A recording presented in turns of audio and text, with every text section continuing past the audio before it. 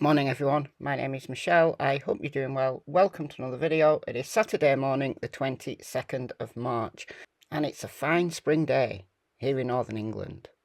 The footage you're seeing on your screen right now isn't from today, it's from a few days ago on a search for missing 54-year-old man Darren Orme, who is missing from around 6-7 miles away from where I live in Wigan, here in the northwest of England.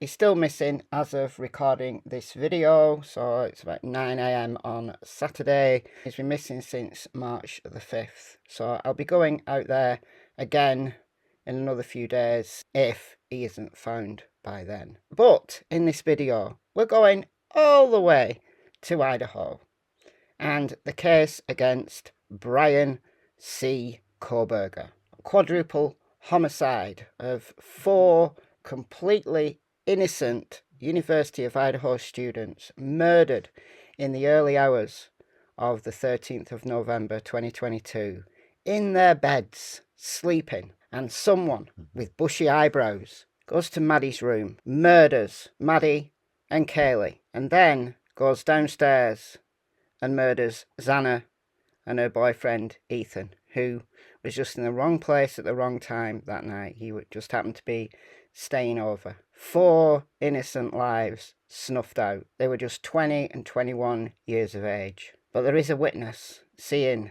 a tall, thin man with bushy eyebrows leaving, and that was surviving roommate Dylan. But that's not the half of it. The state of Idaho actually has quite a lot of evidence against Bryan Kohberger. I've always thought they got the right man.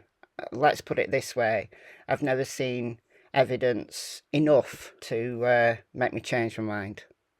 If I did, I would change my mind on a dime. When Richard Allen was first arrested in the Delphi case over there in Indiana, I thought, well, it's not the strongest PCA I've ever seen in my life, but they've got some evidence against him. They've likely got the right man. But as the months went by, it became more and more evident that the state of Indiana's evidence against Richard Allen wasn't very strong at all. The trial didn't help. The trial actually made it worse. And I absolutely believe that Richard Allen is factually innocent. So, if I saw evidence to the contrary that indicated in any way, shape or form, in any real way, let's put it that way, that Bryan Kohberger didn't do it, I'd say so. But I do think they've got the right man. So what we're going to do in this video is just use the latest round of filings. This is the State of Idaho Cases of Interest page, State of Idaho versus Bryan C Kohberger. So in the last few days, a whole bunch of filings have been made, and we're just going to use these filings to detail the case against Bryan Kohberger. I'm sure this isn't all the state has, but it's all we know so far. Let's go.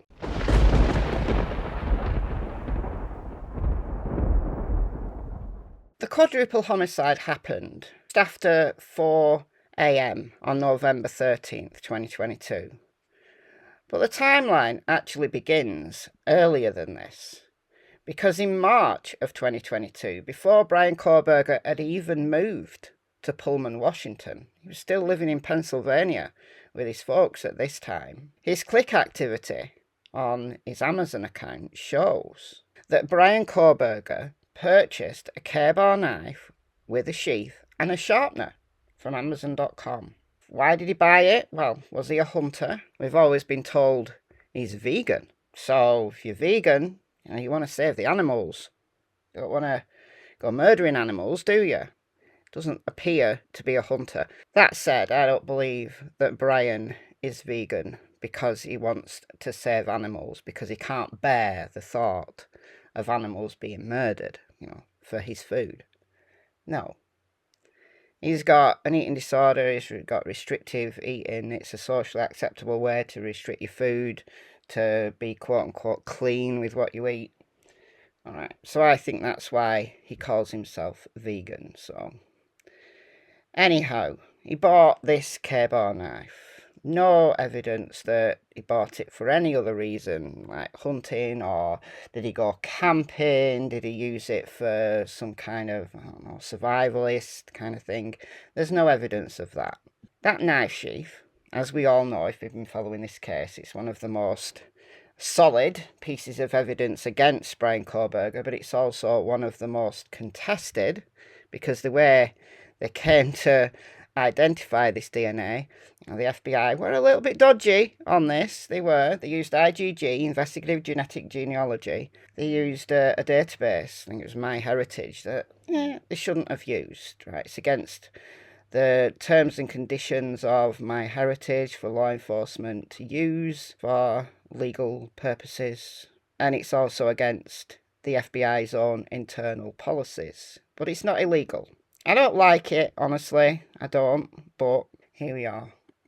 But people have argued that, well, actually, it was only a little tiny speck of DNA on the clasp, the button of the knife sheath. It could have been planted, could have got there some other way.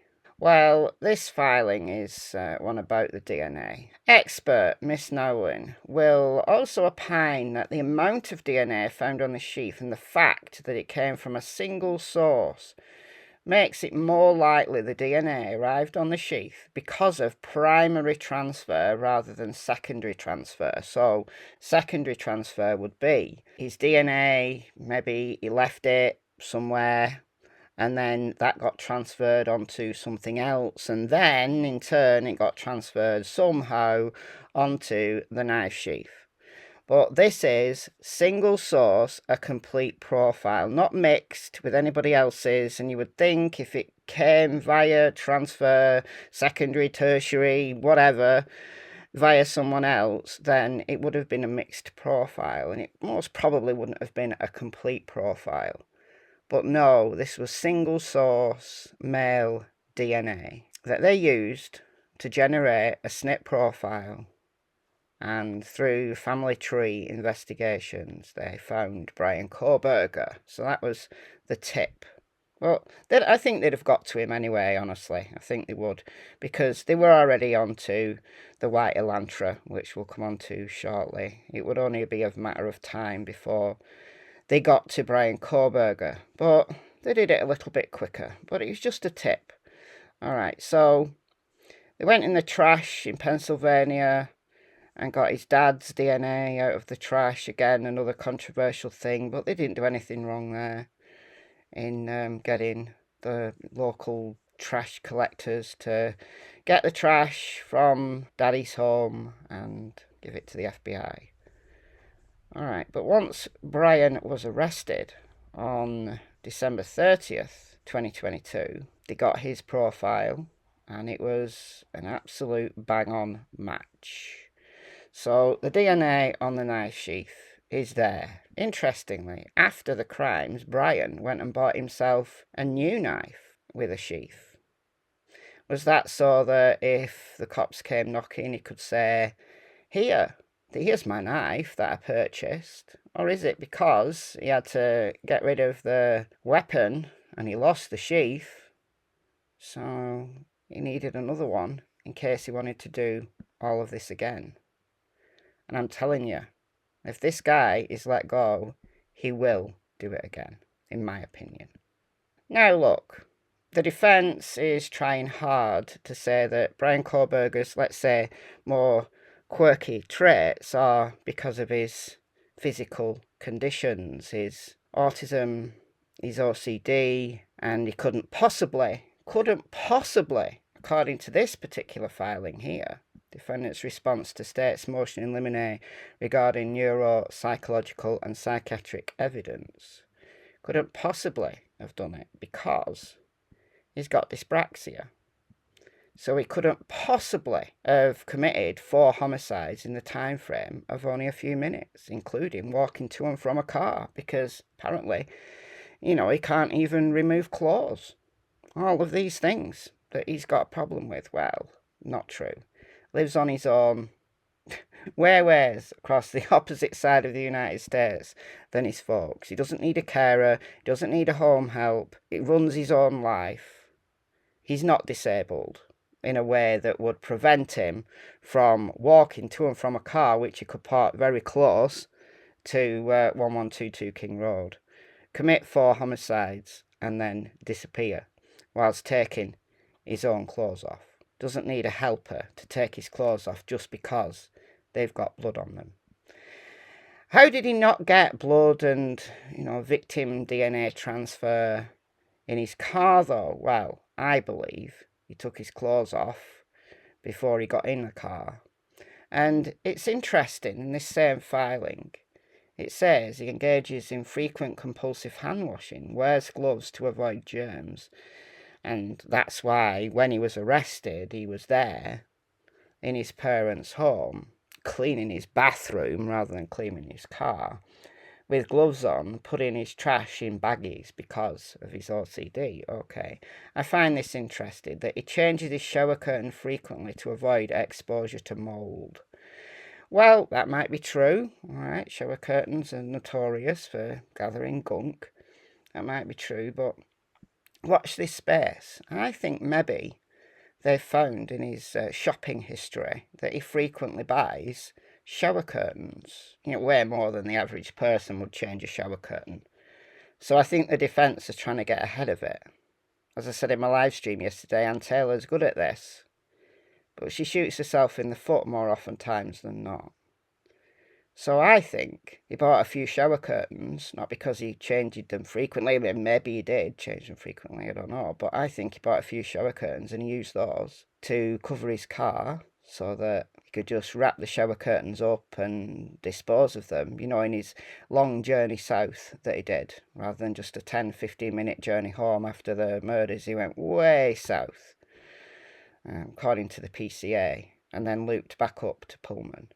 And then the following, it's the same day, but that afternoon, he went way south and he was caught on a camera at a coffee shop right near the Snake River. So during those visits way south, I think he disposed of a bunch of shower curtains, his clothes, and the K-bar knife. So what about the vehicle? So we're not going to talk about the phone, because the phone doesn't help us here, because he'd already turned his phone off. But look at all these passes he did of various cameras. So this is the neighbourhood. This is where the crime scene is right here. 328, he's coming in. Right, and then we've got 329 and 401 at Ridge Road. 335 and 348, he's down here. 329, 330, 339, 356, 405, 407. So he's getting closer and closer to the crime scene.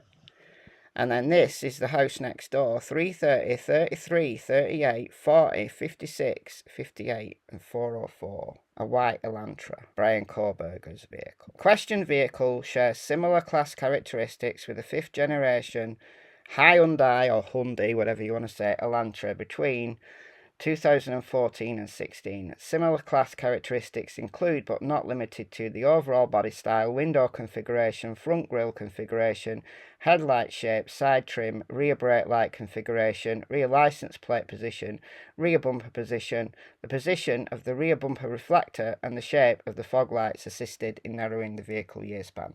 Look, all of those things wouldn't be seen on every single camera here. But there's enough of these characteristics to say this vehicle that keeps doing loops just around the time, just before the crimes occur. We know what time the crimes occur. Was it something like a white car parade? Like late night parade? With these all different cars? It's more likely that this was the same car doing loops. I mean, this filing, it's really interesting. It looks huge. It's like 51 pages, but much of it, this is the PCA. This is from the FBI. Through the course of this investigation, investigators performed an extensive canvass of Moscow and the surrounding areas to include Pullman, Clarkston, and Lewiston for the video surveillance. So, testing the cameras. Camera time accurate, approximately 1 minute and 43 seconds behind. So extensive investigation of the cameras, not just the vehicle passing by, but also how accurate are these timestamps. So interesting. Might do a live stream going through all of this. We know what time the murders happened. A car was seen, same car seen speeding away at 4:20. But shortly, sometime before 4:19, surviving roommate Dylan observed a person in her residence that she shared with her 4 roommates, 3 of whom were murdered by the man with the bushy eyebrows. 2 phone calls, one at 4:19 and one at 4:20. This was like 20 odd seconds. This was 41 seconds.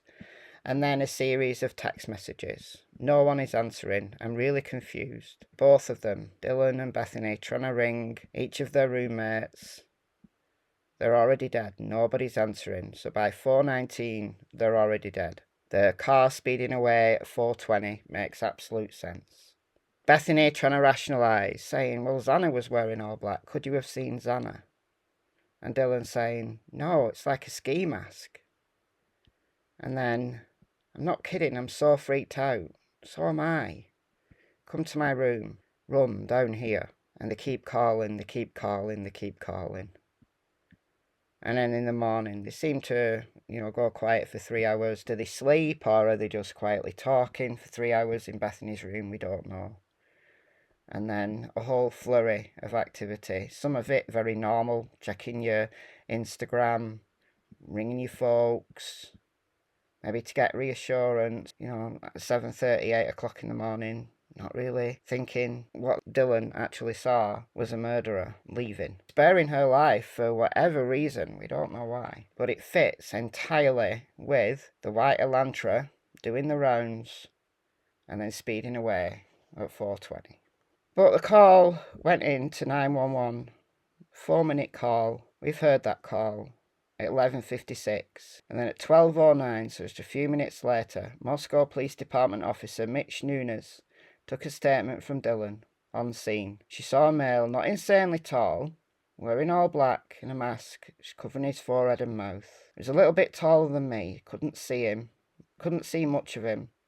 Almost positive he was wearing a full black outfit, and he had this mask over his forehead and over his mouth. She gave a description a 3rd time, repeating he had a mask. He was an inch or 2 taller than her. So he's a basketball player, kind of skinny. She's 5'10", she's quite tall. So a little bit taller than her. She's interviewed again the same day. I'm 5'10", so he's probably about 6 foot. Don't remember what his eyes look like either. Don't recognise his eyes, but definitely a white guy. She's interviewed again 4 days later. She says she went to bed at approximately 3:20. Sometime between 4 a.m. and 4:20, she woke up, heard a male's voice. Voice she didn't recognise. It's okay, I'm going to help you. She opened her door and saw someone, because from her mind, it's like I was almost wearing these blurry glasses. It's like it's fuzzy and cloudy, but it was like a figure of someone wearing all black. And it was like they had a ski mask that was covering their forehead and their chin and mouth. I could see their eye. All I could remember seeing is their eyebrows.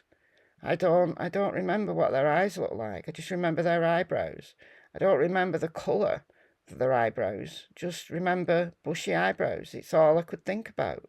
She couldn't recognise him from his mugshot. She couldn't recognise him from when he was arrested and he was all over the news. She couldn't recognise him from that. All she could remember was the bushy eyebrows. And she was completely consistent with that. Don't remember what his eyes look like. I don't remember what his nose looked like. I just remember eyebrows. I don't know exactly what the eyebrows look like at all, really. I just remember thinking like eyebrows, yeah, bushy. That's all. I don't remember the shape. I don't remember like the colour. I just remember like bushy eyebrows. That's the only thing I can remember. Why? Because she was in shock. She didn't know what she was seeing. She tried to rationalise what she saw. She was in a frozen shock phase, as it says in the PCA. Was she frozen for a whole 8 hours? No. Was she rationalising it? Yeah. Did she imagine that was a quadruple murderer? Absolutely not, no. And she's not tried to bullshit the cops, to try to help them in a way that adds in details that weren't really there, that she didn't really see. No, she's been wholly consistent. And then, at 10:31, same day, so just 6 hours after the murders, we get this picture. Bryan Kohberger took a selfie. About the only time I've ever seen him smiling. Looking relaxed, nice, showered, shirt, thumbing up the camera. Interesting, isn't it? So for all of these reasons, the totality of this evidence that's just available in these few filings, I really do think that the state of Idaho have got their right man. Do you think they've got the right man? Let me know in the comments, and I'll see you in the next video. Bye, guys. We'll find it. Find it.